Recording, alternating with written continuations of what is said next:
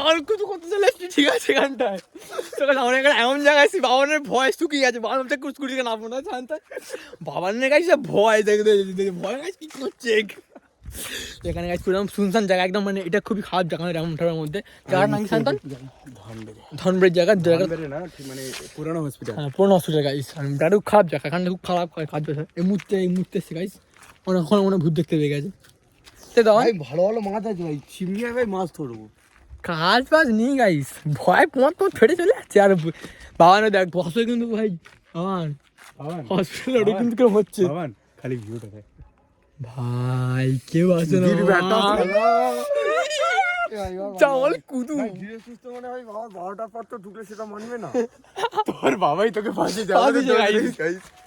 এখন আমরা এমন একটা বাড়ির দিকে যাচ্ছি যেখানে ভূতের বাড়ি, বাবানকে আমরা কালকে এসেছিলাম, কালকে আমার সঙ্গে যা কেস হয়েছে, বিচ্ছি কেস হয়েছে, আমার বাবানকে আমরা নিয়ে যাচ্ছি তো বাবান, যে সত্যি ভূত হ্যাঁ আজকে জামাল কুদু এই উঠছি গাছ তার ওখানে কি দেখা হচ্ছে।